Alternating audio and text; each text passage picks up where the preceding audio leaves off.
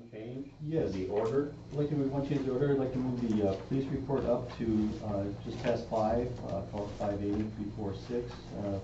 Ron gave his report and introduced Tim Data then to the village board too. And I would also note then on, I think it's page 4, under special event permits, item number 2, the note that's there about liquor license not being renewed, item must be denied, that should be deleted. That item is happening in June, so whatever happens, it's still an event. Okay. So that was an error. Okay, with that, need a motion. Motion by Deb, seconded by Van to approve the agenda with the one change in the order. All in favor? Aye. Opposed? And carried unanimously. First item of business, approval of the agenda, of the minutes for the regular and closed session of May 8th and the minutes of the special meeting May 30th. I'll make a motion. Motion by Bob, I'll second it. second. All in favor? Opposed? Carried unanimously. Public hearing on senior center. Yes, again, I'm Joel West, Village Administrator here. We're doing a public hearing for the senior center. It's one of 2 that is required by the Community Development Block Grant process. We did have a hearing back in March on this issue, but unfortunately the notice when we calculated it out, we were 1 day short of the 14 days required that it be published for.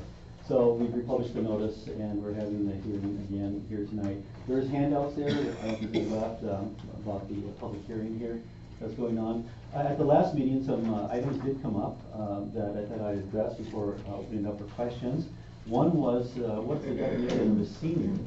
And there's varying groups, you know, AARP has their own definition, and everybody's, but for the federal government, they define somebody as 62 years and older as a senior citizen. So that's what the senior center is targeted for. Does that mean if we're holding events or programs there that if you're younger than 62 that we have to kick you out or anything? And the answer is no. As long as we're targeting it for seniors that are defined as 62 and older, younger people certainly can attend those types of events. That's what goes on in senior centers. So just want to make sure that was clarified. And then last time we did talk about space for the senior center. There's a map attached in here. It's a bit busy, but it gives you a sense of scale on what's considered the senior center and then common areas. The space that's highlighted in green is what's designated as the senior center area.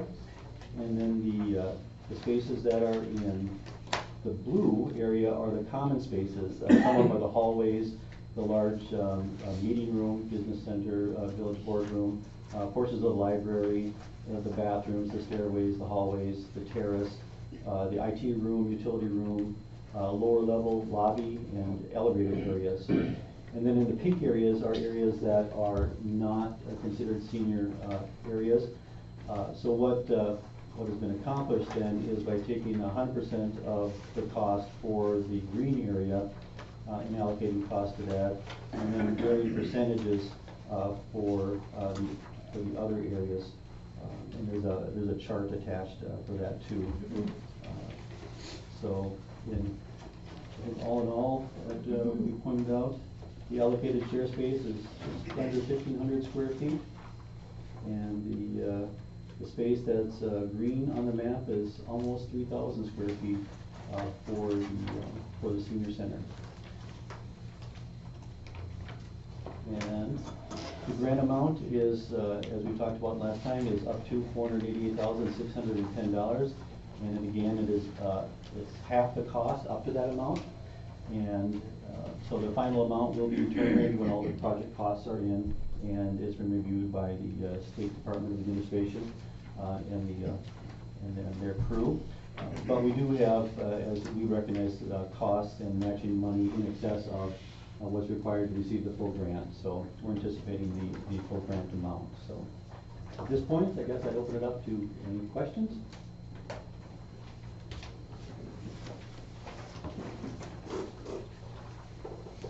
Joel, you want to talk a little bit about some of the discussion about what might actually go into the space? It's designated for the seniors? Over the seniors inside the space there. I'll show the, working, chairs and tables, into the space. There's gonna be, TVs or screens for projecting, programs onto that. We have the kitchen in there, so there'll be, commercial appliances, to meet, all the code requirements for the catering kitchen, that's in there.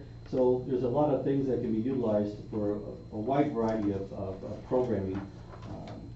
PA system, so, and also, I can't remember what they're called for units, but for people that are hard of hearing and somebody speaking, they go the loop system, so we can do that. And not only in the senior area, but we'll do that in the boardroom, for meetings and such. We can just incorporate that into the technology that we're putting into the building.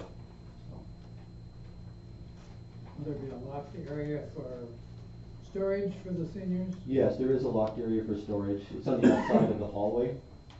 That's in, and you got the map there. It's located right here. There's a locked area. So there's also a storeroom just off the main meeting room too. That's going to be used as a locked area for senior storage. Yeah. Oh, I'm sorry. What's the area right below the locked storage area there that you just said? This area here, Yeah, it's a hallway leading out to the terrace. okay. My eyesight's 50-50 here. Mm. If I look in here, it says like room 311, and it says storage, is that the closet right above it? This is that. It's 211 actually. It's right here. It says storage. Right Gotcha, here. okay, Yep. I just couldn't tell this in the little picture. Yeah, that's small. Yeah, it gets better on here. Yep. Okay, so then maybe just an item of clarification. It says the space highlighted in green in the attached floor plan compromises 2,996 square feet is allocated for the senior center for exclusive use by the seniors is defined as 62 years or older. Represents 9.5% of the total. Mm-hmm. You've got some common area spaces that are blue, which I don't know what the definition of that is, but then the common area spaces in the green are exclusive. So does that mean anybody under 62 can't exit out those doorways? Well, they can exit out and pass through those doorways, but since it's in the area for the general location of the senior center, that's where it is. But they can pass through to get out here, because this is a common area too for the seniors and others. Okay.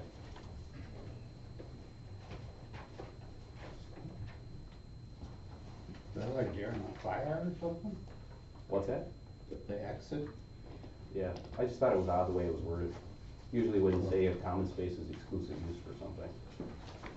I didn't think, yeah, well, I probably could have worded a little bit better. I think I understood, you Yeah. just said it perfectly. Yeah, thank you.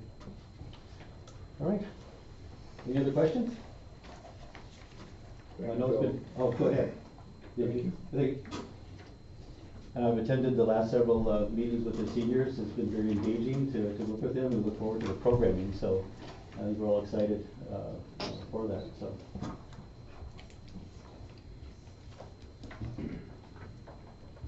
Okay, any further questions or comments? The only thing I know, there is a sign-in sheet going around on a clipboard. If you just sign in, it's something that the government requires for this public hearing. So does somebody have that clipboard? Yeah, it's Oh, back here. it's back there going around. Okay, thank you.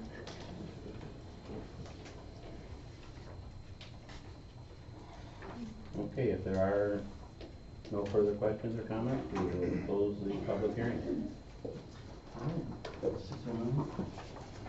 We will now have a public hearing on the possible non-renewal of Class B retail intoxicating liquor and fermented malt beverage license for the Main Street Group LLC.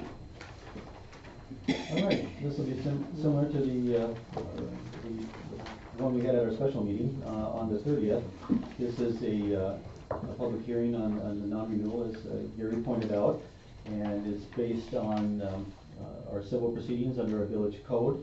It's not criminal proceedings, so it's just a preponderance of evidence that the village board may review and take under consideration. The item that was from the complaint that was considered on May 30th was whether or not the permit had been in continuous use during this time, particularly from the fall of last year in November through now currently. The applicant did submit information to the board for their consideration, and it does point out that I think from November 18th through to March 11th there was a gap, and then on March 11th there was potential sale of inventory with that. The applicant is here. Oh, is he there? I'm right Nancy, to provide any comments as of this point? Yeah, I'm Nancy Beck, co-owner of the old Main Street building, as many of us know, 102 Second Avenue.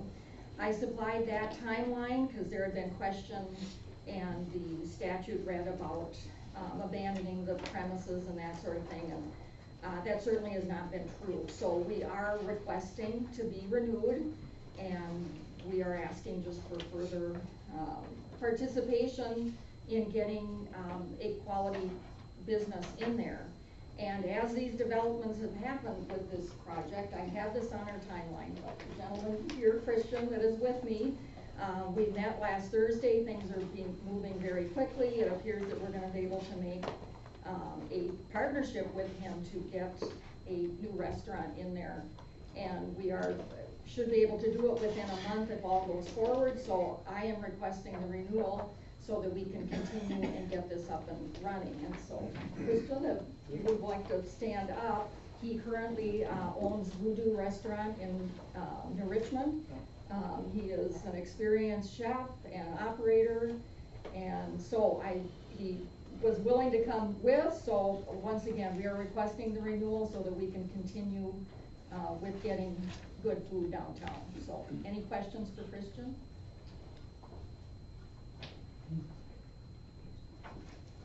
So in Richmond, do you serve alcohol? We do, we have beer and wine. You have beer and wine? The location, isn't big enough to really demand liquor sales. Okay. But if I could introduce myself. Yep. Great, so my name is Christian Orles, I'm a restaurateur. I've owned 2 food trucks and 3 restaurants. And one of the things that I do is I specialize in opening up smaller locations in struggling areas and bringing in higher end foods at a quality price. Which is nice because then we can turn the masses and just give a better product than you typically might see at bars and restaurants. So we have this awesome concept that we're working on. It's called New York pastas, paninis, and pizzas. And we also have the idea of doing a speakeasy downstairs. There's a big trend going on right now with speakeasies in Minneapolis. It's a lot of fun. It's going to draw a lot of attention. I think with the option to have hard liquor there, we can do like martini nights for people getting off the ski slopes. So one of the things that we've discussed is not only generating a lot of sales during the summer with the tourist traffic, but we also want to start, really kind of focusing on winters and getting people more involved and out to special events during the winter months. And I think having a fun environment like New York is a perfect place to go and enjoy a couple martinis, have a nice pasta dish. And again, one of the things that I do is I create fresher, chef-created meals at an affordable price. And we're seeing that the market is primed for that. People aren't going out for the $35 baseball steaks anymore. They're typically, Applebee's kind of like faster, people are on the move. So we create fast quality food at an affordable price. And I just feel like that location is perfect for the concept. And we'd love to be a part of Osceola, obviously. So that's all I gotta say. Thank you, and I appreciate you listening.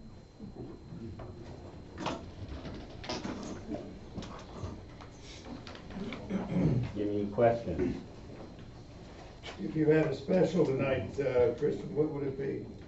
We would have Alfredo and cavatappi pasta with crispy pancetta bacon over the top of it. Everybody's hungry now, right? Then a nice Manhattan to wash that down. I have a question for Kristen. So if the license wasn't renewed, would that kill your deal? Absolutely not. We're looking to move forward. We can work with just beer and wine. However, I think with the speakeasy concept, that is definitely going to be a plus. But we can definitely do the restaurant with beer and wine. And it's not to create a bar. That's not the point of this. It is a restaurant, and it's just to be able to serve some higher end drinks while people are enjoying their dinners. So. But that would be separate, that'd be downstairs. There would be liquor sales upstairs Okay. for casual and the space downstairs is smaller, but, you know, speakeasy style, kind of 1940s, you know, and just fun. Lock in the door. A little slot in the door, yes, and a secret arrow that points downstairs. I'm pretty excited about the logo. I'd love to see it hanging up out there. Anyone else? So, just, I'm not clear, I'm kind of jumping into this one later. Who's actually applying for the liquor license, or? We would be asking for the renewal. Okay, We've held so- it for a year. Okay, so, your other businesses, do the building owners hold the liquor No, license, or do you? not typically, due to, I just opened up this Voodoo restaurant, in New Richmond a month and a half ago. And so I just don't wanna take on much, and then the speed that we wanna get open this summer. We can turn this place around in a month, and, it would just be easier to keep the licenses and everything, and also the agreement that we have together, moving on into the future. It's just gonna be easier to transfer everything at one time. Okay. So by keeping that license with the ladies, it'll actually help speed this process of getting the doors open and generating a revenue. Okay. I mean, I just curious about how the accountability process works there, with the license being with the building and not with the business owner. Actually, And the gentleman- there's other examples of that, Yeah, sure, but I could address it too, but I assume what might happen is if he rents a place or buys a place, he goes into it, Nancy, you might wanna surrender the license to them. Exactly, And it yeah. would come to the board, you have to pass, the gentleman would have to pass all the transfer process, all the different background checks. And they would be surrendering it contingent on him being approved for the license. So it's a transfer process that could occur. But in the meantime, he'll get put on, he'll get a license from the village, and it'll be under mine to hold it right now, so it's my responsibility. Yeah. And then he's added on, just like, you know, Cindy is as well, so. Okay. Yeah, I wasn't sure how that process works. I could mention one thing too, what I do with my businesses is I require each one of my servers to have an alcohol seller's, safety permit, which is nice, so that not, you just don't have one person educated, but everybody in the staff is required to have it.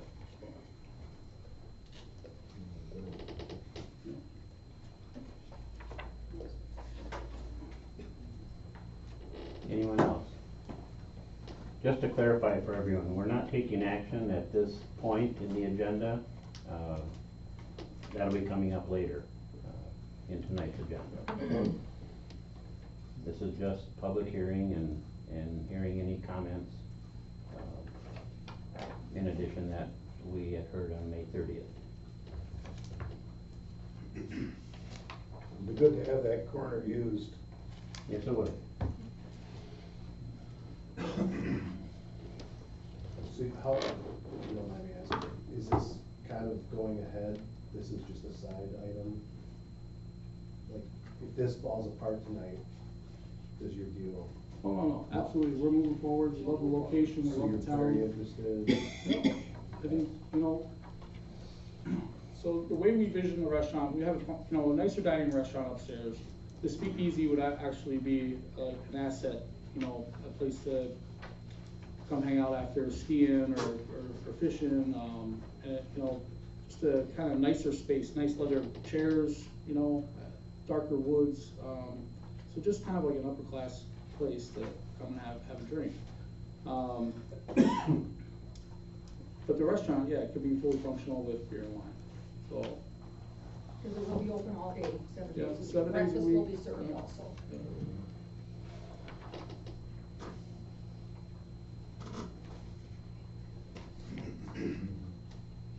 Okay. And we were thinking with the liquor, then Cindy and I would be able to do still our special events out of the basement during this transition time as well. So, So are you still meeting with that event planner, is that something still going on? we are, yep, we're meeting again with her on Thursday this morning. So that will change what, you know, she had thought that she could utilize the whole building as well, so we will have to see what we can do with her. Christian is willing to do catering as well, so we think there can still be events tied together here in different ways.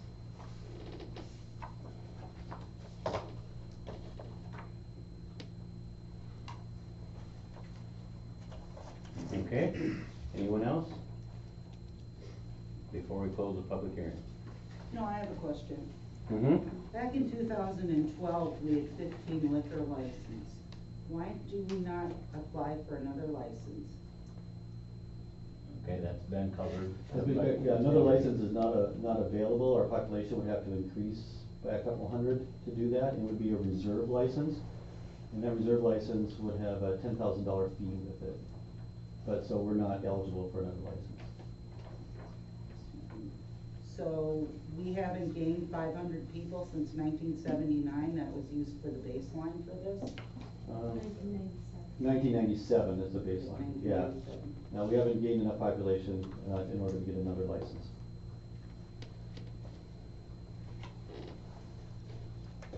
So we won't know that until the 2020 census?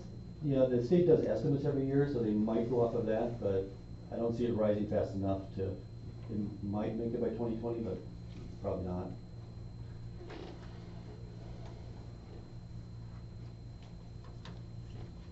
There are things being worked on with the legislature about changing our laws, because these laws haven't been, they were developed during prohibition times, and that's why they're really not working quite, they're a little more unwieldy for the way that we serve alcohol right now, so you might wanna check with him, with one of your state representatives, and see where that's at.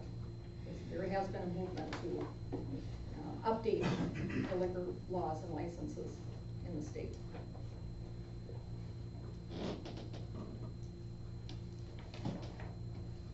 Joel, I have one last question, sorry. Is the surrendering process any different than if Christian came in and applied for a new one? Or is it pretty much exactly the same? It's the same process you have to go through to get that. It's just only different from that they're surrendering it to a specific person, and if that person's not approved, then they just keep the license. Okay, okay.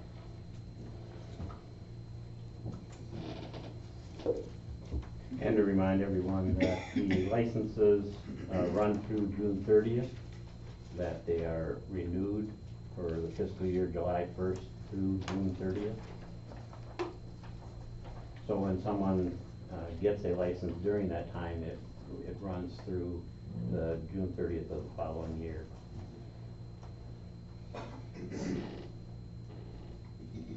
Okay.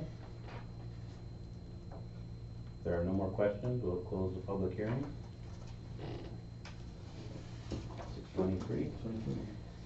All right, moving on, public input and ideas. I think we'll do the police report. Oh, excuse me, we changed it. We changed that. Yep, go ahead. Ron is up here. Well, Lenny, thanks for moving us up on the agenda. Officer Gita has the night car tonight, so he has to get out on patrol. So you see in my report, at the first paragraph, just cover some of the things that the Osceola officers did and some of the statistics, just for a few set things. Any questions on that from anybody? No? Okay. So I was hoping Officer Morrow could be here tonight. He left here on June 5th, I think was his last date, for another employment in Minnesota. Something he wanted to do, a different career change. So I wanted to have him here so we could thank him for his 5 years of service. He started here in May 2013 as a full-time patrol officer. And in February 2014, he became Osceola's second K-9 officer, second K-9 team. And they worked well together for a few, 3-4 years. And then the K-9 program was discontinued, and Officer Morville wanted to go over to Minnesota and pursue his job. But during that time, he did a great job for the village. He worked night shift the whole time. So he enjoyed working in the summers and absolutely hated the winters. He didn't like the cold weather. He's not a cold weather person. But my plan was to have him here and again, just publicly thank him for his service. So he still lives in the area. He's gonna work part-time for us as his job allows, probably not for a few months while he's being trained in. But if you see him in the area, thank him for his, years of full-time service here. Could the board do an official thank you? Sure. Oh, yeah, from the village board and for Josh, yeah. Yeah, Definitely. Yeah, he did a nice job. And on the flip side of that, I asked Officer Gata here too, because Officer Gata has been a police officer in Wisconsin for about, what, 10 years, Tim? 14 years, okay. He's worked in several different municipalities. He started part-time with us about a year and a half ago? 14 months. Yeah, and about 10 to 11 months ago, he filled a full-time rotation as a part-time officer, one of the vacant full-time positions, and he's done a stellar job. He's worked the night shift. He's been vigilant, diligent, and extremely professional. We get a lot of good compliments from him from his service. So he's been approved, I think, to take the full-time position starting June 11th, next pay period. So he'll be the new Josh Morgel. So if you can stand up, introduce everybody. This is Tim Gator, your new full-time police officer. He was already sworn in when he started because the state of Wisconsin now requires that, and then we do it every year at one of our annual meetings or quarterly meetings. We swear everybody in at one time again. So that's done again. So that's it. All right. Well, welcome aboard. Thank you.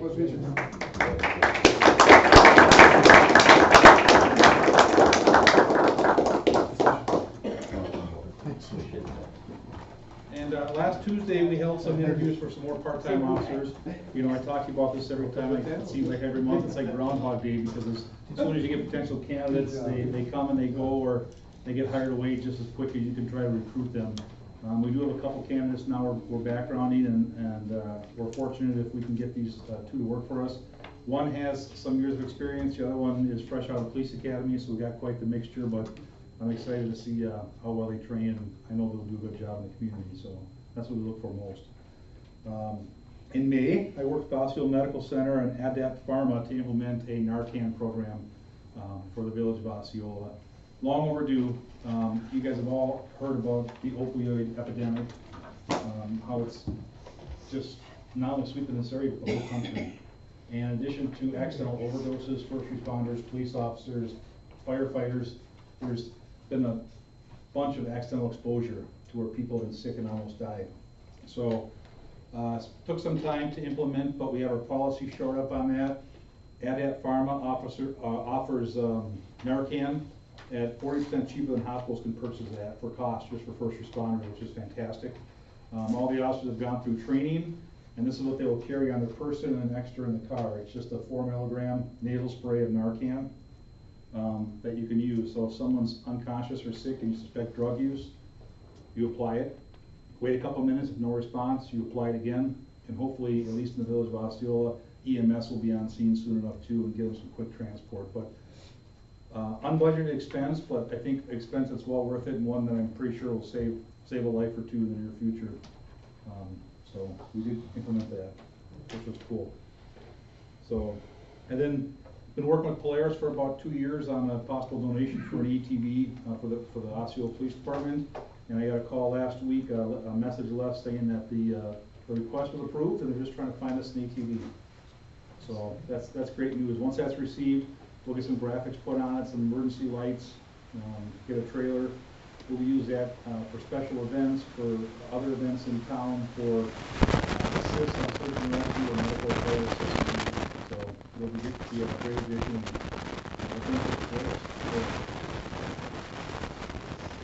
Any questions on the report? Mental health, you still have to drag people up to where it's the nearest there, or is that? Well, last month we had a couple transports, and they were over to, where was it, Mendota? Oshkosh? Oshkosh. So that takes somebody out of our community for the whole day. It was 10, 12 hours.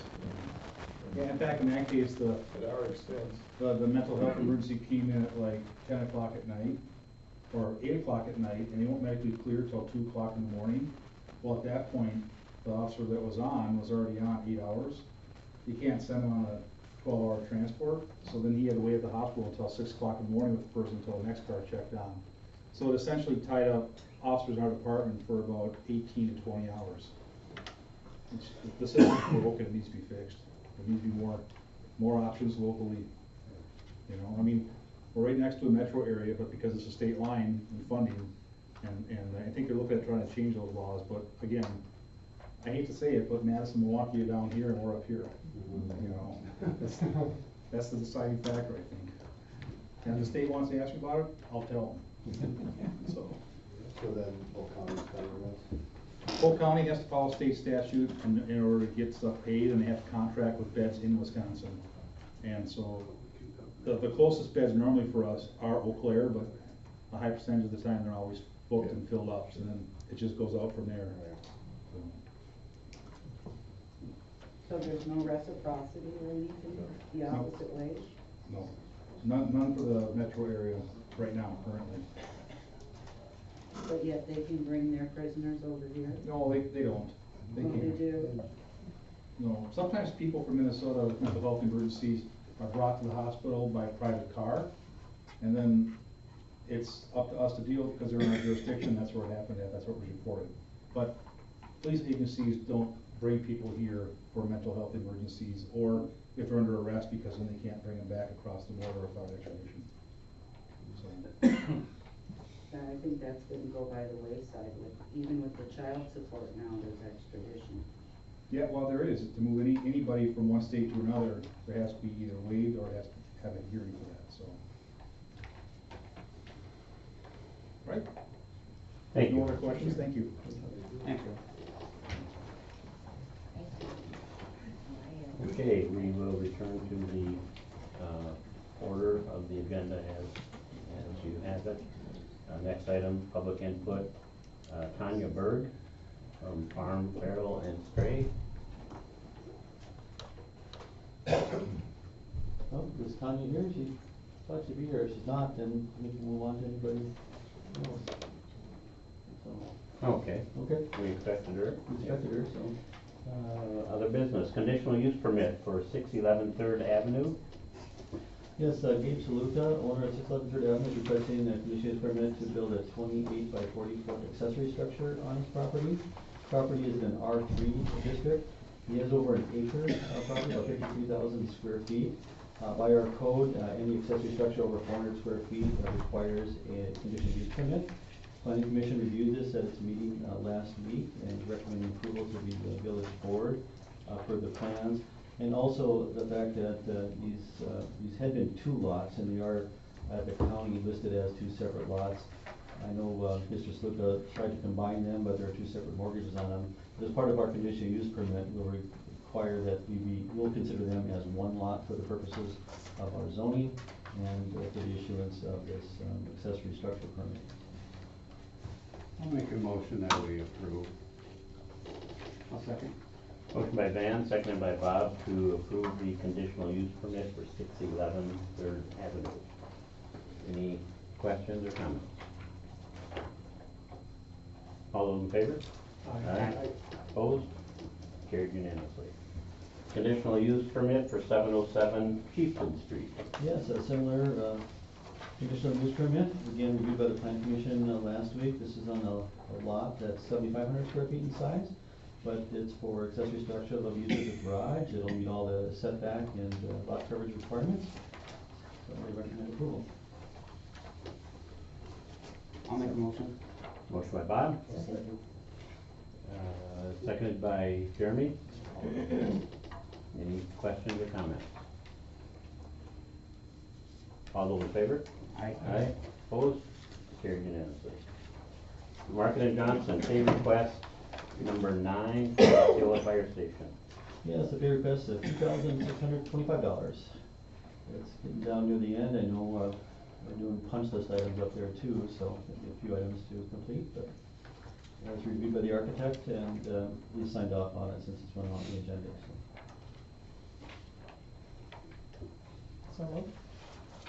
Second.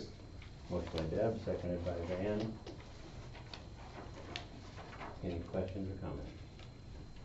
All those in favor? Aye. Opposed? Carried unanimously. Market and Johnson, pay request number 8 for Village Hall Library Discovery Center, Senior Center. Yes, this is for $798,245 for Market and Johnson. I think it's really more than the last one, so the work is ramping up pretty quickly there, as you can see. It's still on track for October. You can see they're working on the sheetrocking and taping the walls inside. Windows are being installed. HVAC continuing, and we're working on you know, wiring for all the, IT and phones in there too, so. And this has been signed off on by Dr. Whitmore, so. I'll make a motion that we approve it.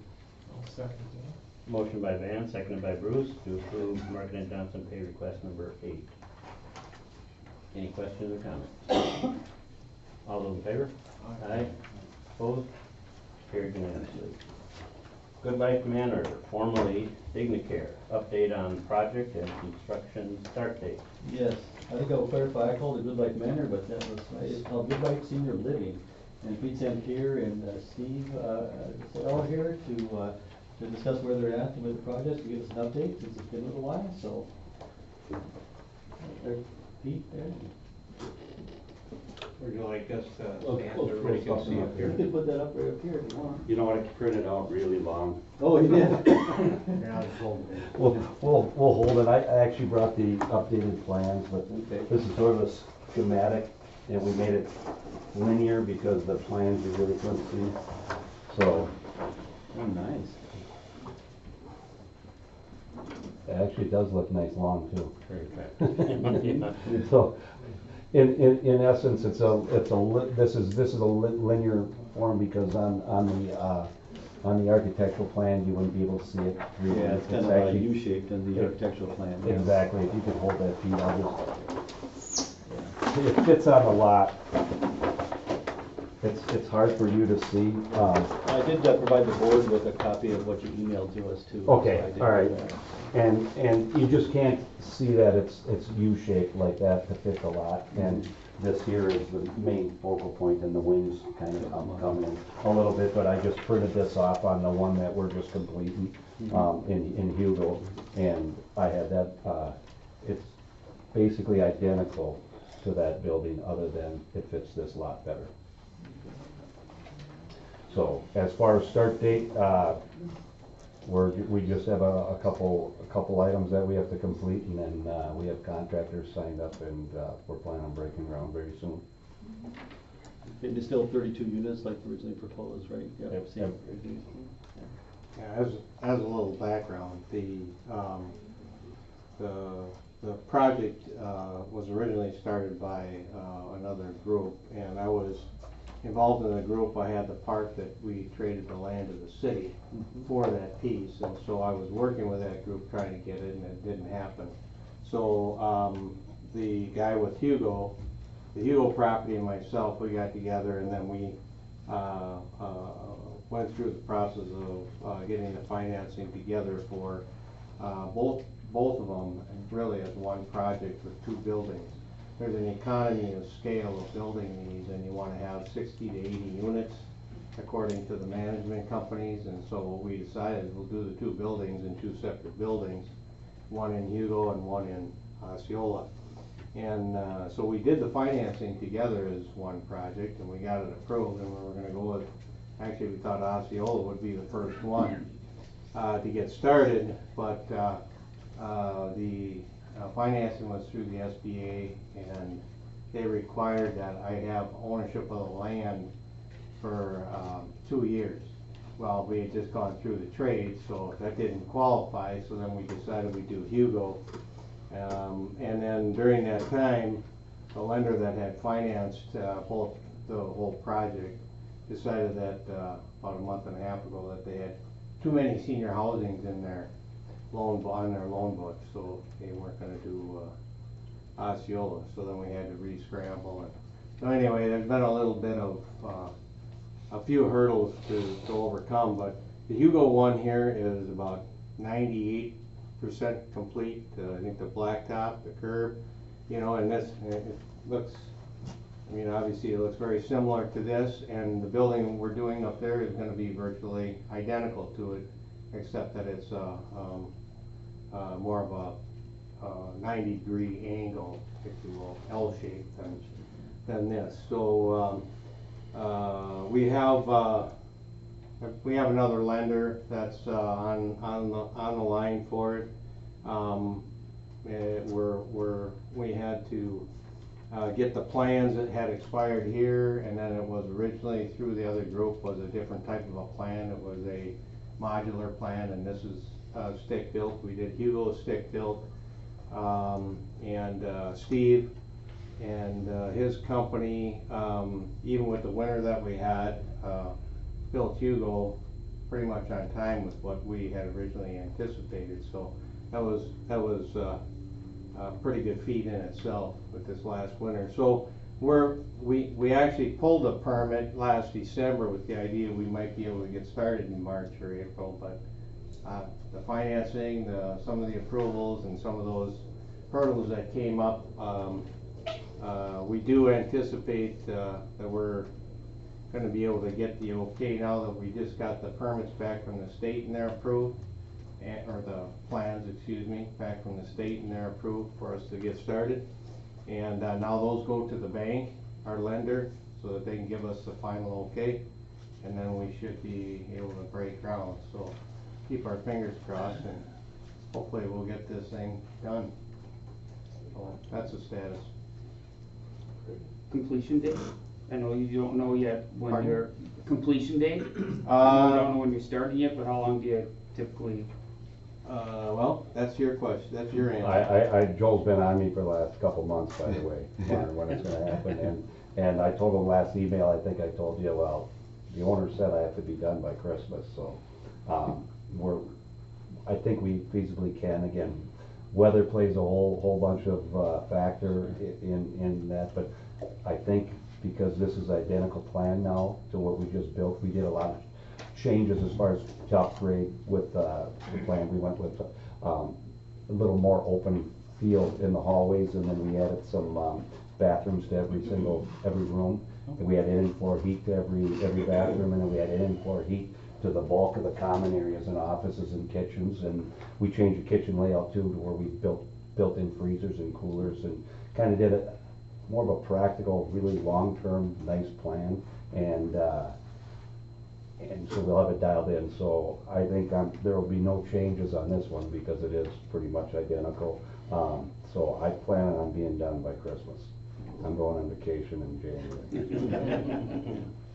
Yeah, we did, you know, in all fairness to Steve, we threw a lot of curveballs at him with trying to, you know, make adjustments and do a lot of things that we're getting advice from on how to make things a little better. And if you go by it, it's on Highway 61 in Hugo, just south of the downtown, if you will, the old town of Hugo.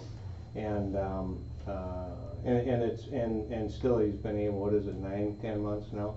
Yeah. You know, and we originally thought it'd be about 9 months, and that was through the winter that we had. So, but we think we have a lot of the special features that we wanted to have built into it, so it should make it should make it better. Yeah, a lot of what we're hearing is in memory care, they wanted natural light, a lot of natural light. So all these dormers that you see here, we actually open them, there's windows in them, 3x5 windows. We actually made those instead of dummies, like they are on the plan. We actually made skylights going into the common areas, and then we actually lowered some of the walls to 8 and 9 feet, and then have an open ceiling. So as people walk around, it gives you an open feeling and brings in natural light both west and east, morning and evening, and just silly things like that doesn't sound like a big deal, but it ends up, as you're thinking about and trying to design and figure out how the ceilings tie in, it takes a little bit of time, but we have that all hammered in now, and it sounds like everybody that's toured it has loved the idea of natural light. It's actually really, really bright all the time when we don't even have lights on, and you can walk in there and feel like you're somewhat outdoors. So we think we have a nice plan now dialed in. You made reference to Joel asking you constantly over the last 2 months when you're gonna get started. That's a real positive, and I hope you'll take it that way. The community is extremely interested in this project. The board gets questioned as to when's it gonna be, and so it's all positive. And well, I felt it was a positive. Matter of fact, I told Pete, I never felt that it was a negative. I felt wanted. How about that? There was never any tension. And then a little bit of stress because I wanted to get going also. Yeah. And we just couldn't at the time when you asked. So we wish you the best, and we're really looking forward to it going up, so. I'm looking forward to working here. Thanks. Anybody else? What's your definition of a senior? My definition of senior, me. 3 grandkids and 6 kids, I'm a senior. Is there an age restriction on that then? No, actually, so this is actually, saved me, almost exclusively memory care and high acuity, assisted living. So it's gonna have a full-time RN, 24/7 staffing, and it's geared for the, higher level of care. And it's designed also in a way, so a lot of these improvements that we put in there were things that have been recommended by different consultants and management companies, and, you know, to handle such things as sundowner syndrome and all these different factors that make things a little better for the, you know, those with the needs of the higher level care. So it's, but that's what this is slated for. It can be, it's functional, or it's flexible enough to be all assisted living or all memory care, but that's what it's geared for. So there are no age requirements. So there are no age It's requirements. just physical condition. Physical condition. Physical and mental condition. The backing and the partnership and everything has changed, but the core concept is the same as it was from the get-go. That's correct. I was a part of the group that was doing it, and to the extent that I was gonna sell the land, that didn't work, and we ended up doing the trade. So then I put the land in, and to go along as a partner to help get it financed. It just didn't work out, and so it's totally, we like the concept though, and the idea, and the whole idea with the market studies we've had, appraisals, all the feedback has been real positive for it. So it was really a matter of the other fellow that had the land in Hugo, he had the same problem with the other group. They couldn't, it was the same group, and they couldn't perform on his either. So he and I just got together and, you know, let's try and do this ourselves. There's a need for it. Seems like it, you know, we got a lot of the legwork in place. We have the contractor to do it, let's just do it and get it done. And so that's kind of, you know, the thought process for it. Well, you're still part of the holding company that owns the land. Right, so now the land is entirely in my LLC's name.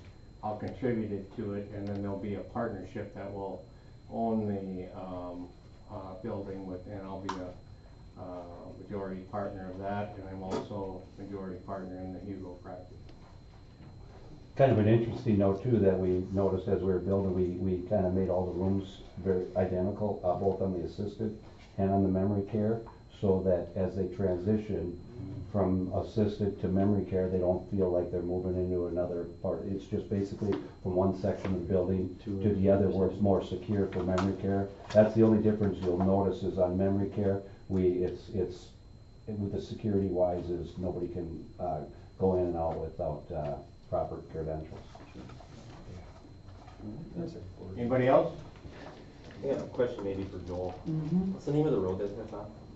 It's on, it's actually Ridge Road. It's discontinued. It's the dead end of Ridge Road on top of the Road, yeah. So is there any other work that the village needs to do? Is there not like a lift of asphalt or streetlights or anything that has to get in before they're done? I think everything is out there, and all the utilities are extended, streetlights and power's out there, Yeah, so. it's all ready to go. I don't think there's anything else that needs to be done there. I actually think both lifts of asphalt are on I think that we too, put- I yeah. think we did put both If I remember lifts on, right, yeah. I was just thinking in the back of Yeah. my head that, but I think both lifts are on. Yeah. So. Okay. Thank you, guys. Thanks, we'll see you soon. Yeah.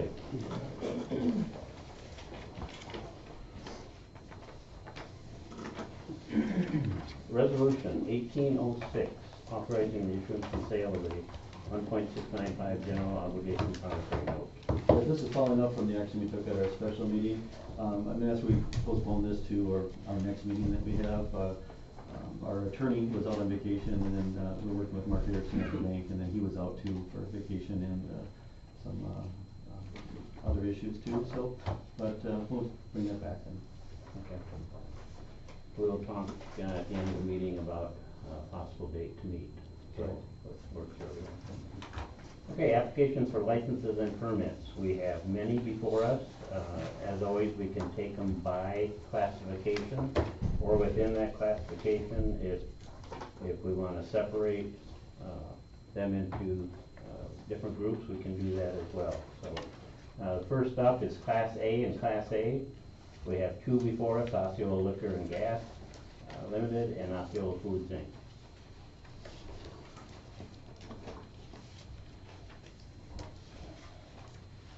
And any comments on that from staff? Make a motion to approve. Motion by Van, seconded by Deb, to approve both. Any questions or comments? All those in favor? Aye. Opposed? Carried unanimously. Class A only license. We have three before us. TA Operating LLC, doing business as Minute Mart, Osceola Liquor and Gas Limited, doing business as Cascade Oil, and Eliasco Inc., doing business as Osceola Stock. Motion to approve them as a group? Okay. Second. Motion to approve all three by Deb, seconded by Bruce. Any further questions or comments? All those in favor? Aye. Opposed? Carried unanimously. Class B and Class B. We have five before us. Osceola Main Street Group, Watershed Cafe, PY Saloon and Grill, Osceola Lanes, RAB Inc., doing business as Tippy Canoes. I have a comment. Mm-hmm. Has to do with Nancy's group. I feel a lot better tonight that it's moving forward. I kind of struggled that it was going to be held the way it was. I think it was a valuable permit for the village, but I feel a lot better tonight after the meeting.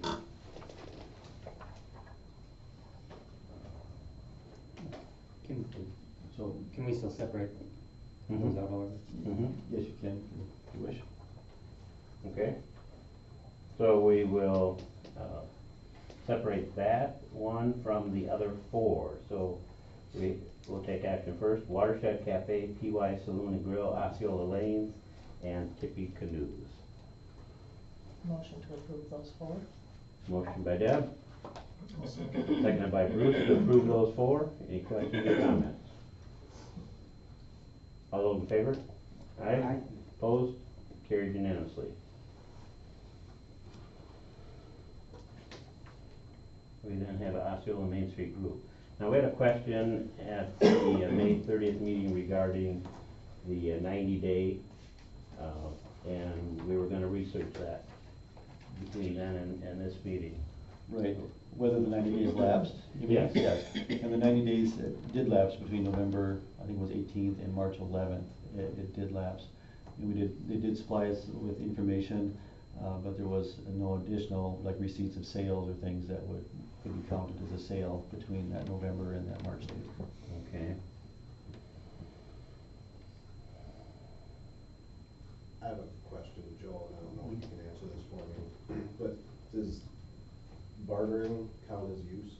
Do you need a liquor license? Yeah, it does count as a sale or a use, what they did with that one where that occurred in March.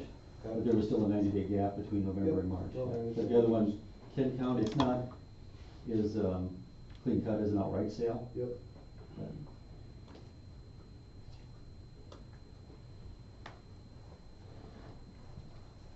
So do we need a motion to not renew, or just taking no action, it does not renew? That's a good question. You should take an action to not renew or renew, whichever. Yeah. And if we do not renew, it would still continue to run through June 30th. I'll make a motion that we do not renew. Okay? We have a motion on the table. I'm sorry, what was your motion? To not renew? I'll second it. We have a motion by Van, seconded by Jeremy to not renew Osceola Main Street Group, past the June 30th expiration. Any questions or comments? All those in favor of the motion? Aye.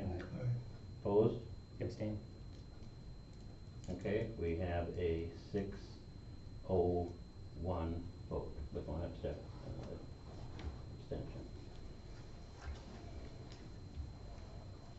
Then we have Class B only, Osceola Braves and Fields American Pie. Motion to approve both of them together? Second. Motion by Deb, seconded by Bob. Any questions or comments? All those in favor?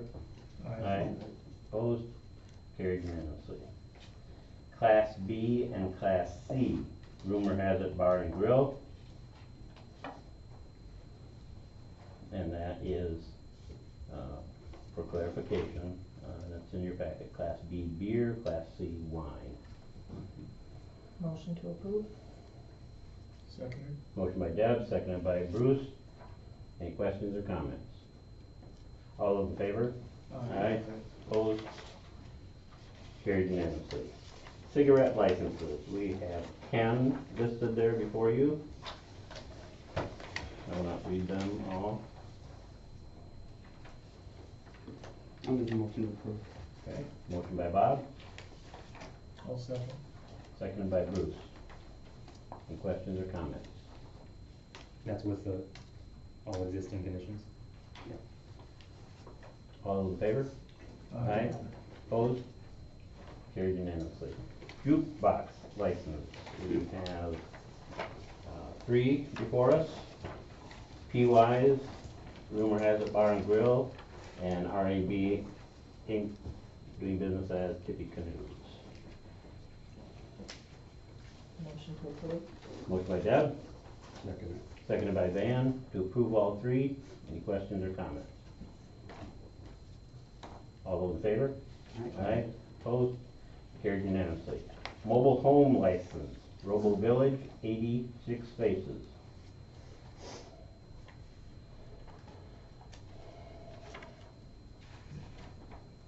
Motion to approve? Second. Motion by Deb, seconded by Bob. Questions or comments? All those in favor? Aye. Opposed? Carried unanimously. We now move on to beverage server operator licenses. We first have 9 businesses. Few of those with multiple individuals. Make a motion to approve. I'll second. Motion by Bob, seconded by Bruce. To approve as listed. Questions or comments? All those in favor?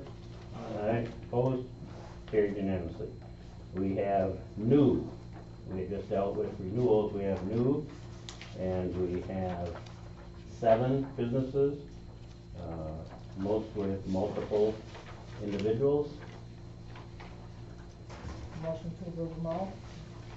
I'll second it. Motion by Deb, seconded by Van, to approve all that are listed before you.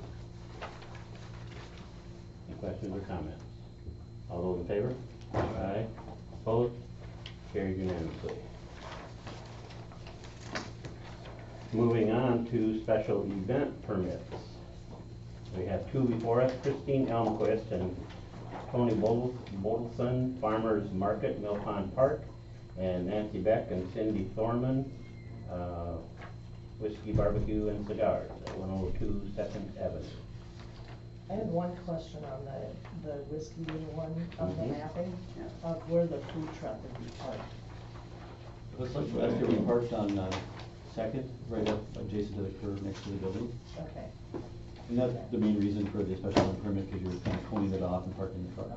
And then it doesn't block off parking access to the back? It doesn't block out parking, yeah, we worked it out last time where they like fenced it off and everything, where it keeps park, or that drive access open. May I just say thank you? No. Thank you. Thank you. So we have those 2 special event You can permits. do them both, and yeah, these, that's in June, so yeah, that one, June 15th, yeah. Motion to approve both. Motion by Jeremy, I'll second it. second by Van, to approve both special event permits. All those in favor? Aye. Opposed? Carried unanimously. Board and commission appointments, we don't have any for tonight. Staff reports, first up, administration. I just had a couple highlights here. Ron didn't cover it under his item, but I did include a memo from him about what we initiated after the discussion on County M from the last board meeting. We do have approval from the county to put up our speed sign going from west to east. When you come up M, just as you press the top of the property, and there's that vacant 10 acres that the airport just purchased there, right about in that spot. We got power to that location, the county's approved it, and it would give people indication of what their speed is and the posted speed limit on that. We did also request that if the county could extend the 35-mile-an-hour limit coming into town further to the east, so when you're coming in from east to west, that it would slow down, but that was a little bit too open of an area, and they didn't think that they would approve that coming in, but. So how do you go about, county doesn't know what goes on in Osceola, and that's a very dangerous, 248th end is very dangerous, especially on bus time and when all the factories come out. I read the comment, and I wasn't very happy with his comment, they're just not gonna approve it. Yeah. And it doesn't affect them, but it affects us here. Mhm. Is there any other steps we can take? There might be. I was gonna bring it up to our village engineer to see what other steps we can take, and see where we can go. Maybe we put out some counters and some ones that could help with the speed in that location. Yeah. With that information, it might sway them to say, we really should, from a safety Yeah, I standpoint, think, do something. because I just don't think that's a satisfactory Yeah. answer for us. Yeah, I agree with you. So we should. Yeah, I know that when you're coming, it says west to east, so that's coming into the industrial park. Mhm. But the biggest problem I find is when you're coming the other way, cause it's 55 and people are going 60, and then you gotta clamp it down to 35, and man, I tell you, sometimes I'm just cringing to see if somebody's gonna slow down or not. Right, and also at Simmons too, that intersection is Well, pretty bad. I just think once they cross the hill by Roble Village, it's a racetrack of 55 till you get all the way down there. Yeah. So either way, I guess it Either would way, work. at least we'll start one, but we'll pursue the other one further too. Yeah. Great. Okay, so we'll note in the minutes the board requesting further Further action on, with the review county and and the engineer. pursuit of changing that. Yep. Right. Cross-connection inspections are up to 60% complete. Water rate increase application still pending with the PSC. Everything from our auditors is in now too. So a lot of good work on their part too with that. Veterans recognition statute that they're working on. Rendered some poorer soils than we thought out there too, so we're trying to figure out a different solution to that with them. So I think we're meeting tomorrow out there on the site too, so. Is their thought of it having to be moved? Not move, it's just how Or to do the soil correction in that location, and different things. It's a little tough. There's some streams under there, and so you gotta get the silt fence in, and then there's probably gonna have to be 3 drainage, Drain tile or something. Drain to tile. Divert the water a little bit. Is that about a weight, what's gonna go on there? Yeah, cause I mean, I would think with water, there's the chance. Yeah, So. that's why we're Issues gonna have later. engineer look at it and see. Fill the how chute that- of some how to look at it. trap rock and a good base. Had some concerns from residents on Belmont Street about the condition there, so we're looking at that with engineer. It's not as bad as some, but there are some transverse cracks in there that we are looking at too, so. Is working on various elements of the project, worked with RCU on an easement to get power to the new Village Hall Library Service Center. We'll begin our construction schedule on the Highway 35 and the County M sidewalk project shortly. And work continues on the Fab Lab Workforce Development Center. And then we'll have asphalt street repair, bids coming in at the end of the month, so. Yeah, we got one on River Street we need that there too, so. And it's only 25, but I still forget that the one part is torn up there. It's pretty bad.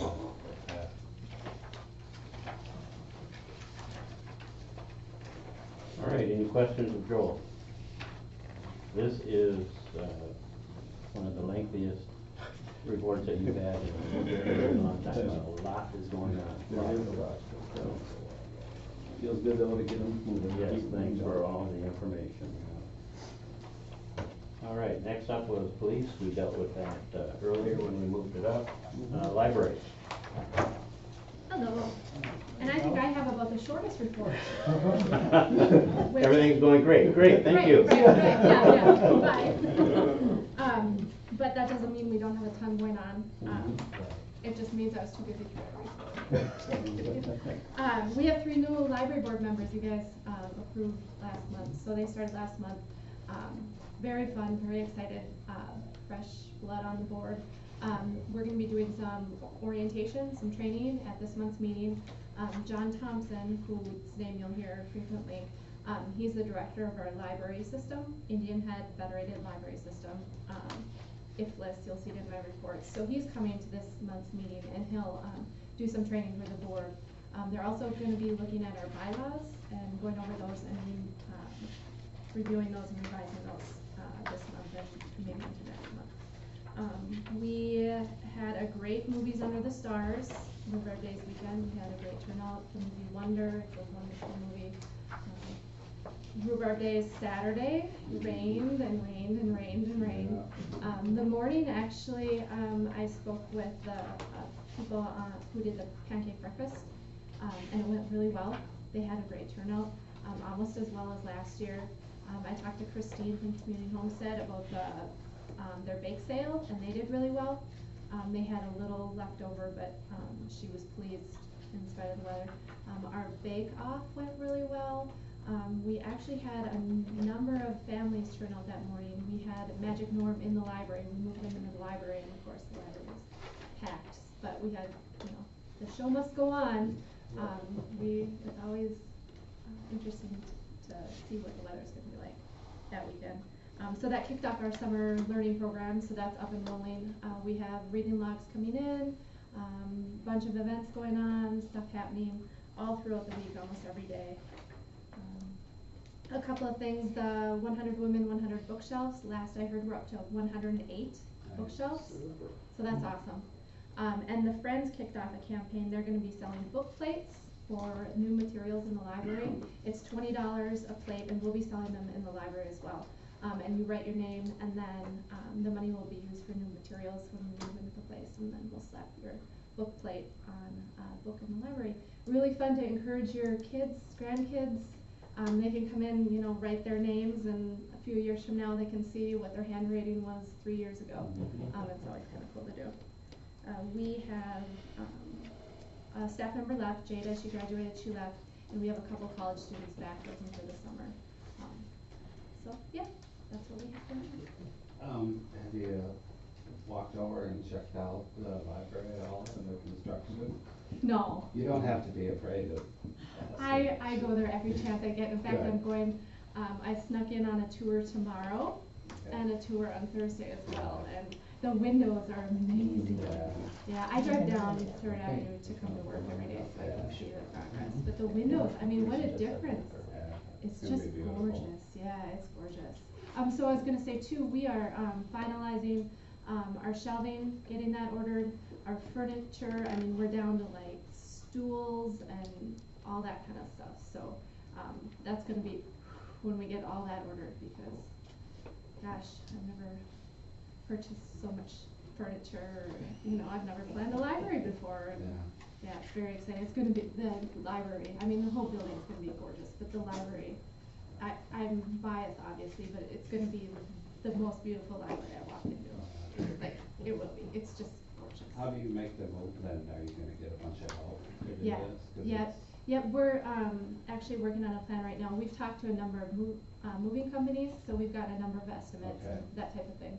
And we might go that route in some capacity, but we're also trying to get the community involved. So we're trying to launch something in July to get local organizations and businesses to kind of pledge to move a certain number of shelves. Like, do you have the trucks? Can you help? And maybe like make it some sort of competition, local groups and stuff to do that. But you'll hear about that. I'll be sure to get that word out. It will be advertised. Yeah.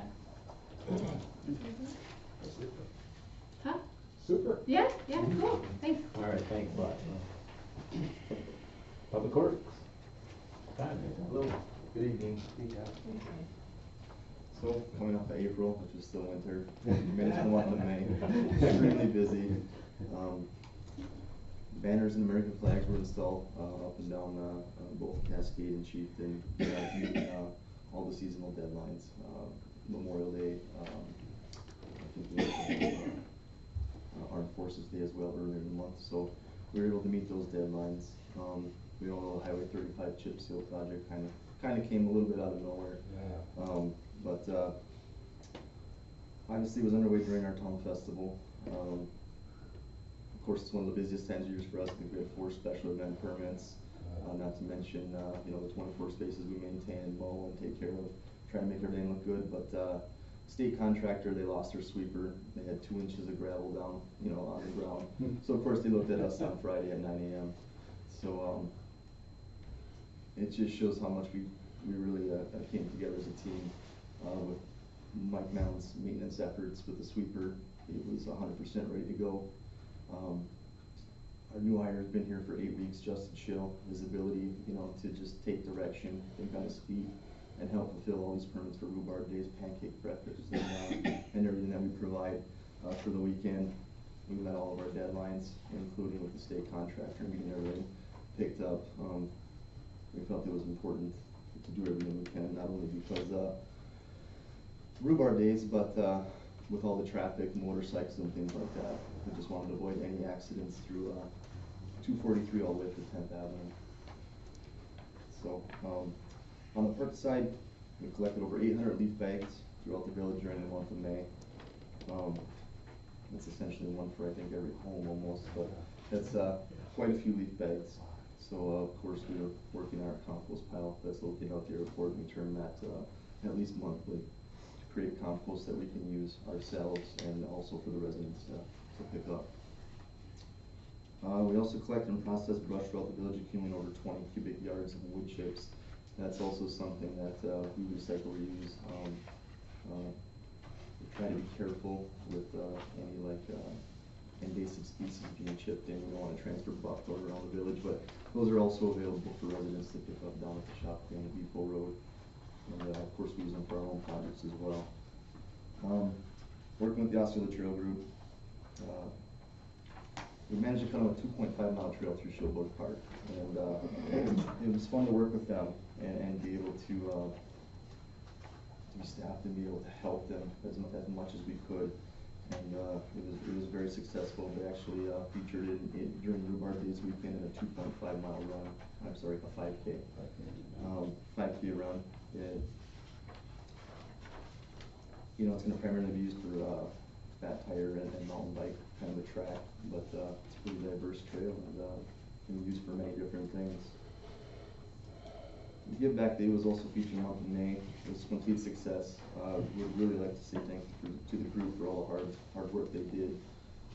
16 picnic tables, 14 benches, 2 outdoor parks and public spaces, and they were also stained air park equipment for us. And so that was great. They did a wonderful job. We also got Osceola's new river dock installed. Successful, went off without a hitch. Once again, it was a large team effort. Used everything from boats and anchors to cable and ties, but we got it in, and it's in a good, safe place. We have signage attached to it, letting it know that it is, you know, public access provided by the Village of Osceola. We also have signs on the trail that point people to both Cascade Falls and up the stairs to the downtown area. So there's good direction and signage there for them. Do you have any pictures of the signage that you can maybe give to the Sun or the signage along the trail, you mean? Around the dock? Oh, I can email these pictures to you. Yeah, and I actually have about. Yeah, do you have any? Yeah. I don't know if that, I saw those, I don't. Oh, you meant a different picture, I'm sorry. In a form to give them, but whatever. Absolutely, yeah, we do. I have about 15 to choose from, so we can send them over. Okay.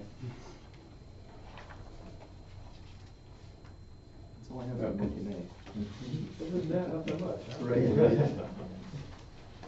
Thank you. All right, thanks a lot.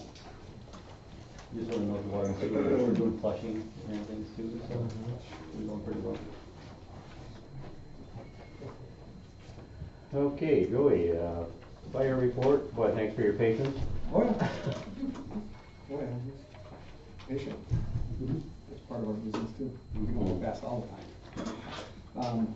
For May, the little light on the runs from where we've been doing, 4 runs total for the month up to the time of the report. There have been quite a few runs though since, almost doubled that in just the last 2 days again, so.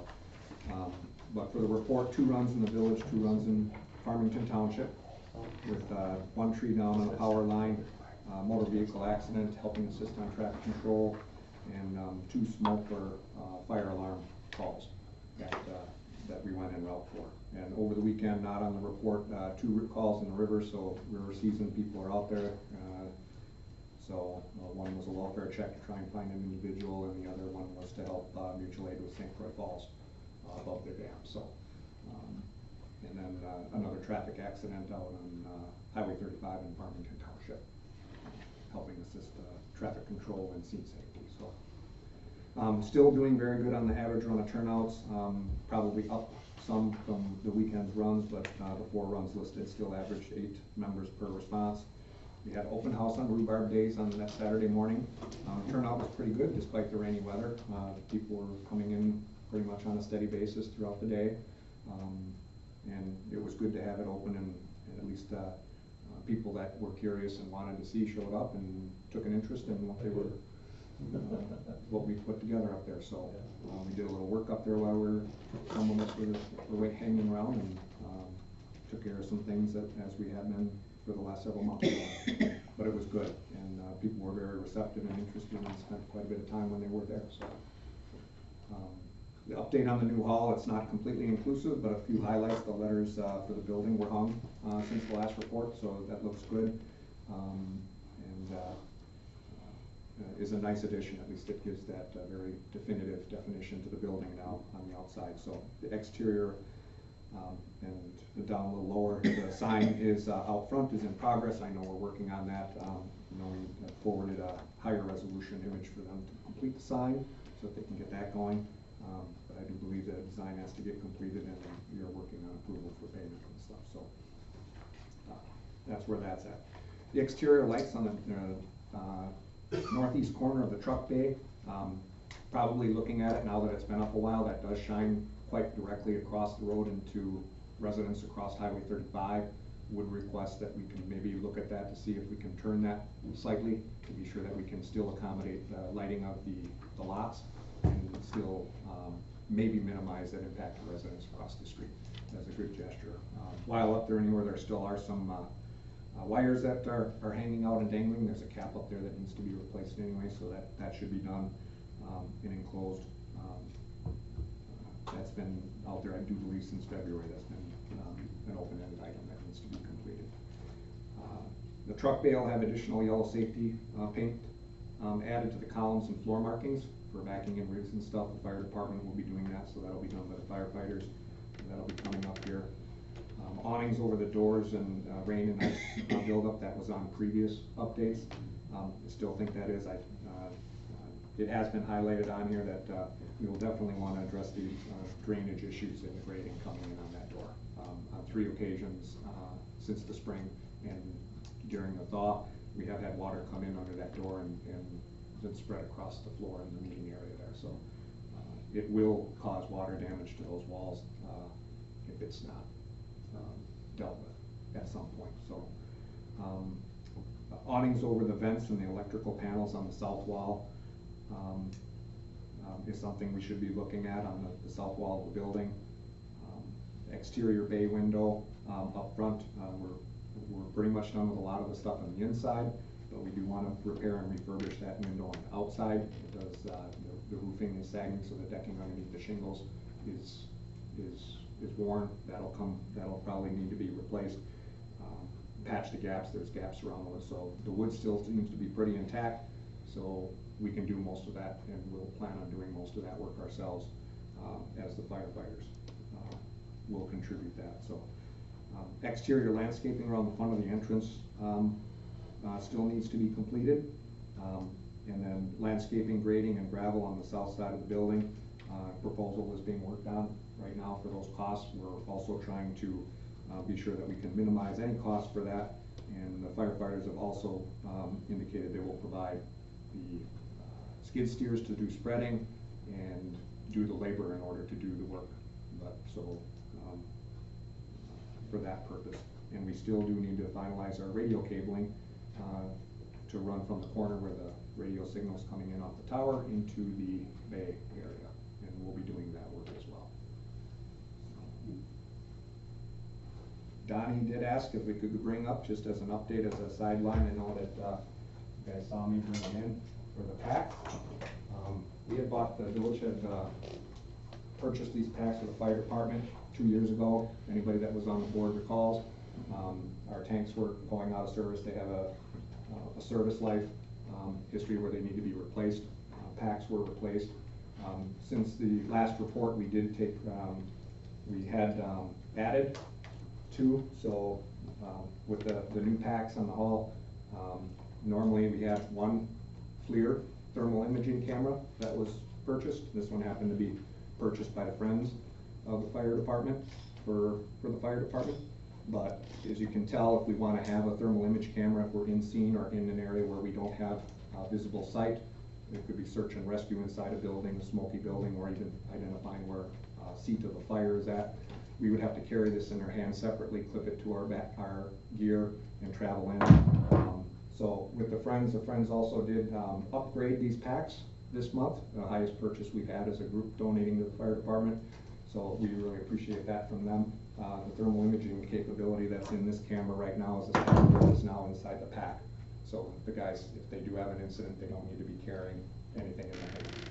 So it frees up their hands for one more key tool that could be used inside a scene. So just wanted to let everybody know that, you know, working together, I mean, getting the packs and having nice packs on our department upgraded, and then with the help of the community and the donations and things like that, upgrading them to make them top of the line.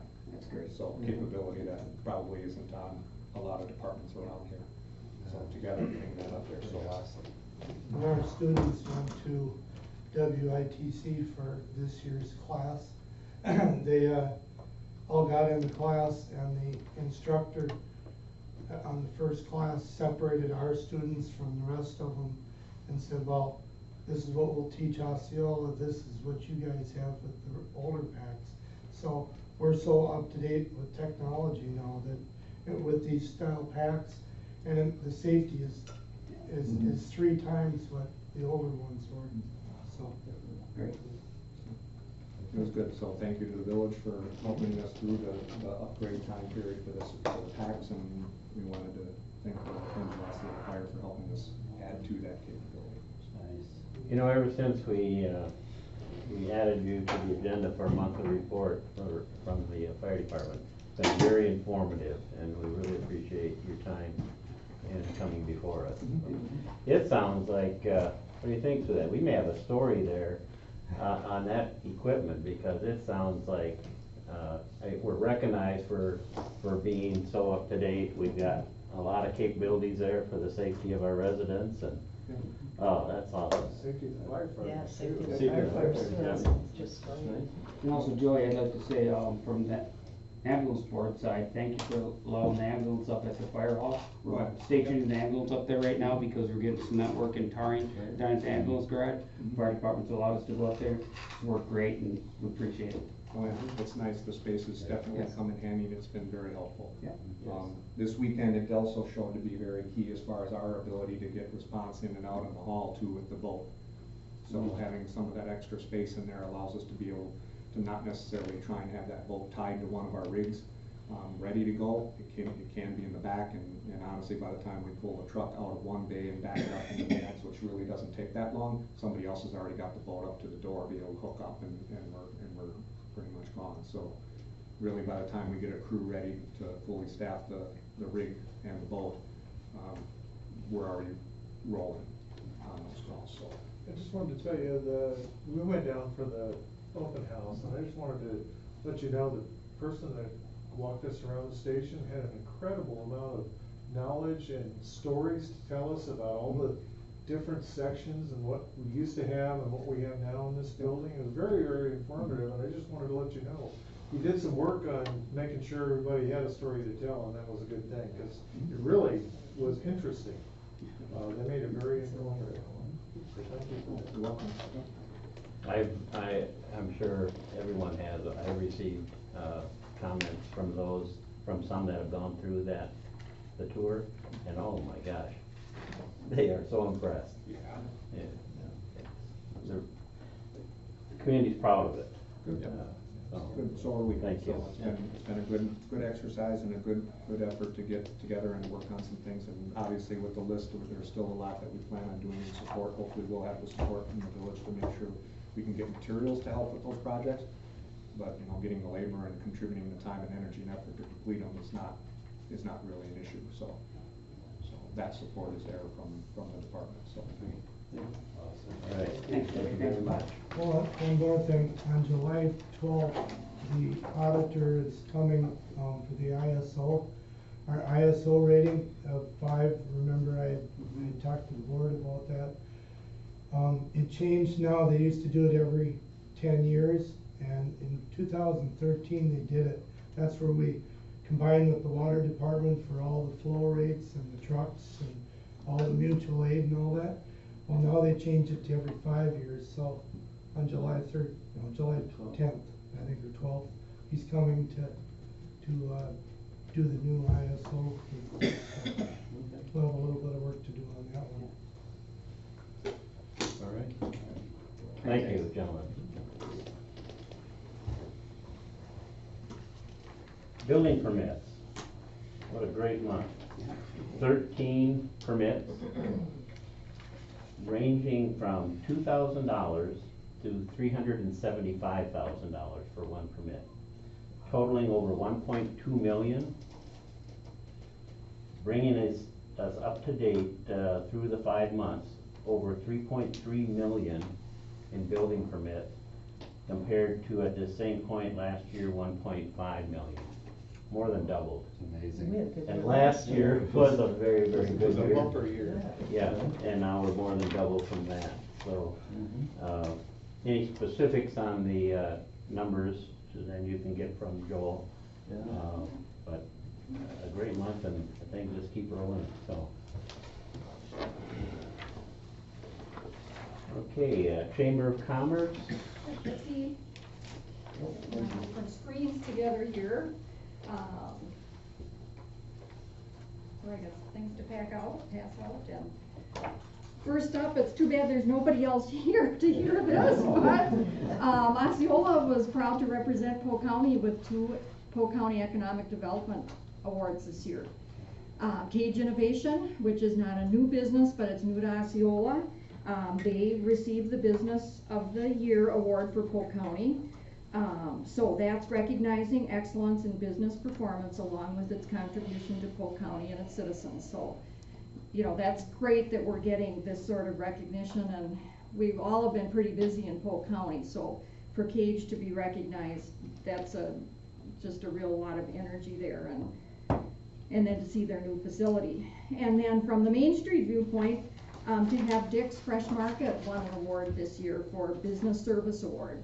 And that recognizes excellent business performance along with providing significant contributions toward the betterment of the community and others. So it's not very often that I've seen any of these awards go to downtown prospects here. So this was great for Dick's to be recognized on that level. And they work closely with all of us. You know, I had presented this project at the state Main Street level as well. Because the community support, the village support, going back years and years to get this project to come together was really cool to watch, and it did happen, and it took many facets. A really good municipal village community, and then the business, and I don't know how many of you tour around, but to keep our grocery store downtown is astronomical. towns are really are struggling, and often the grocery stores they're doing okay, but they need to move out of town for parking or different expansions. So that we work together to keep the grocery store downtown I applaud everybody, because that is gonna be a very important anchor for our community for years to come. So that was really fun to be at, and of course state representatives were there. It was at Paradise Landing, and it was nice to see that happen. So I got a couple other things as well. If you've all noticed that the pots are coming along on Main Street, and that is also the Chamber in Main Street considers that economic development in our tourism initiative, that doing things like that to make our places more special is imperative to our image and to go after those tourism dollars. And then of course it enhances the experience of the residents living here. So that's been another huge volunteer project. The village has contributed money as well. We're almost complete with all of the plants in place. Wildwood Flowers was the one who was contracted. You know, we put out bids and stuff, so they won the contract for it. And the other really great element of it this year is the Osceola High School students in their tech department designed, if you've noticed, the metal sculptures that are in each pot. They just had a blast designing these, and they all the students chose ideas that they thought represented the community in their views. So there's tractors, and you know, if you've noticed, they're all different. So all the pots will have one of those, and there will be winter scenes then as well. So our hope is they do, I think, cost about $100 each, even for the high school to manufacture these. So we will add to them as what we can with the fundraising that we do, but we do have enough for this summer display, and then we'll put some other ones in. And the pots now will stay on the streets all year long. They are a different design. They're made for much less maintenance, less water, less time involved all the way around. And I do want to just say a quick thank you to Scott Lindau as well. He manufactured, you know, another creative problem solver. We were looking at the price of these self-watering pots. You know, they have a grid in the bottom with the basin, and then we needed a special rod on the inside of them to hold these, the sculptures as well.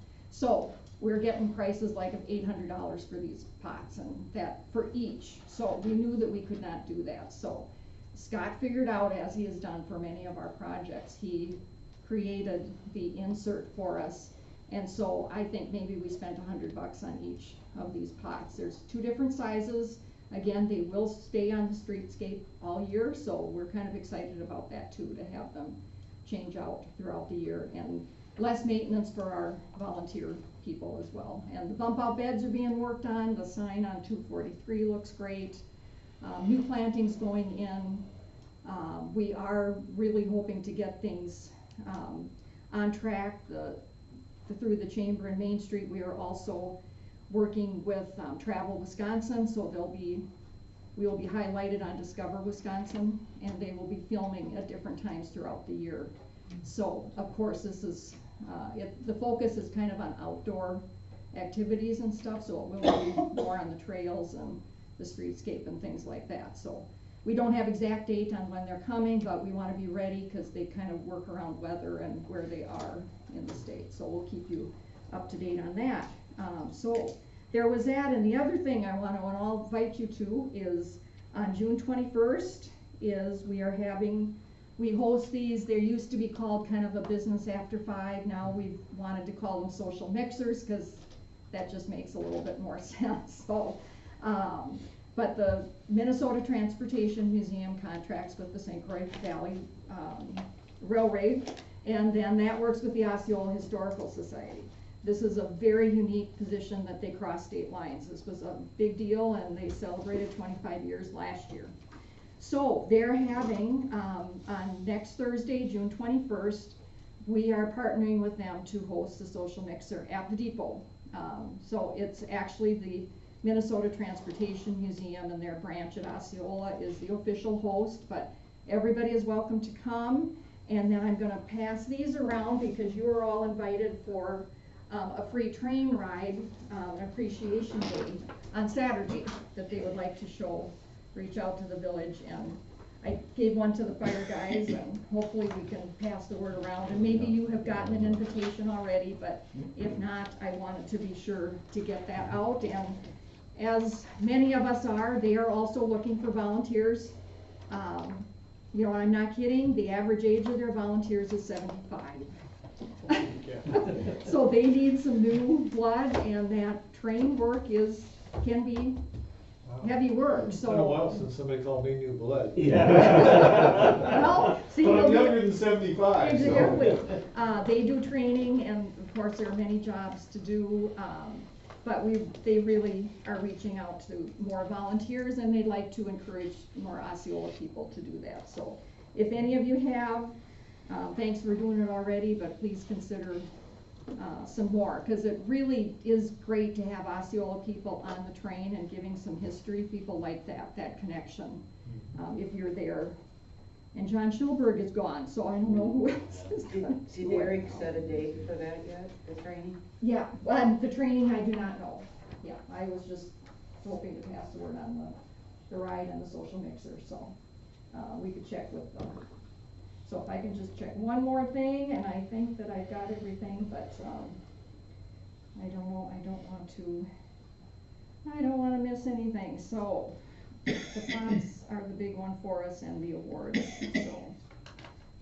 so I think that's it. If there's any questions, you know, as always, we appreciate the village support, and we work together, and we can get a lot done. We've got a lot of good volunteer help right now, so we're here to help.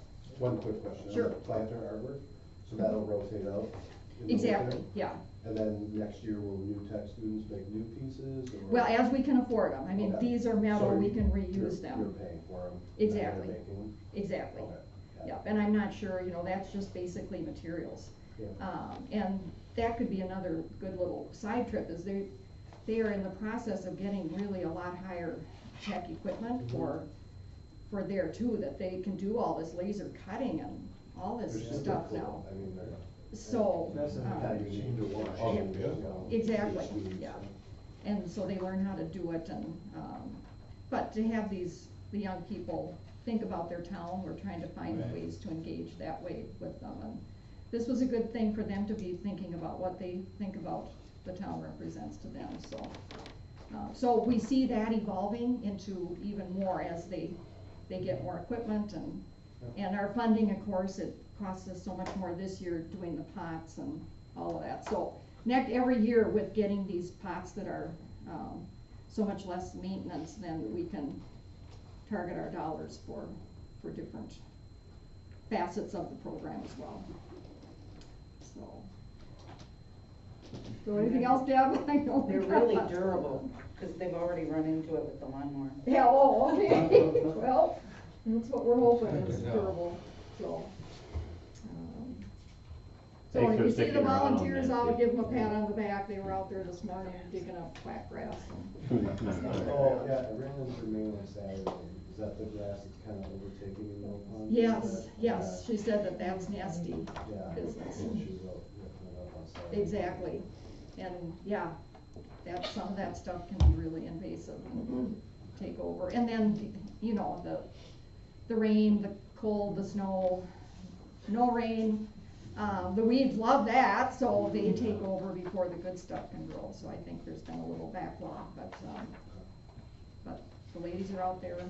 We got a nice donation to help from the Lions Club, so I'd like to mention that too. There's a lot of the community involved with the planters and flowers and the beds as well, so. Great, thanks, So, Nancy. yeah. Thank you.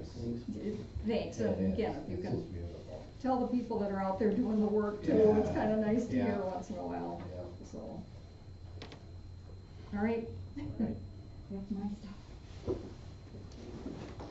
You have before you in your packets, minutes from Plan Commission, Airport Commission, and the library. Any questions? Okay. vouchers payable. In addition to that, which was in your packet, there is another page and a half waiting for you tonight. We'll take all of those.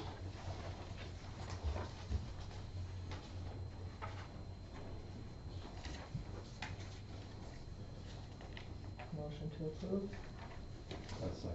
Motion by Deb, seconded by Van to approve the vouchers as presented. Any questions or comments? All those in favor? Aye. Aye. Opposed? Carried unanimously. Okay, we'll go around the table, quick for any other items. Deb? I have one, I mentioned to Joel the other day, wanted to look into doing a fall or village, pickup day, like big items for waste management. Appliances or large items. Because now that they shut down the, station out here, there's really nowhere to bring any big items if people wanna get rid of them. And I know townships do that sometimes, where they have one day a year, people pay to have them hauled away. I'd like the village to kinda look into doing something like that in the village. We're gonna check with waste management and work through them and see. Good. Do. Good. Yeah. Good, thank you, Bob. Bruce? Jeremy? Stephen? Van? Just, one thing, I, seen a new business, down where Denny's Auto was. And I stopped in to visit them, it's BP Motorsports, and get a chance to stop in and talk to him. He fixes, I don't ride cycles, never have, don't care for it. These are bikes that go up and down and make jumps and whatever. Way beyond what we would do. I'm way past that, Yeah. but there's a lot of people into it. Oh, yeah. So it's, great dirt tracks and stuff, all these bikes. And so he works on those things, and he does, ATVs and those types of things. So sounds like, he's starting out with himself, and gradually he has a long-term plan of hiring extra help and stuff. So it's good to see that, building filled. Okay, Joel? Talk about dates. Oh, yeah, dates For for meetings. We're anticipating doing like non-union, Yeah. into. Yeah. Yeah. So we need administration and finance committee meetings for non-union and for, the bond, And, yeah, once that's ready, for the, so we would, you know, go to the village board just after the admin and finance, then we can do the bond and then do the non-union pay right away too. So, I know early in the week is tough too, but we do the 20th Wednesday or 21st Thursday. Well, that's the social mixer coming up though, 5:30.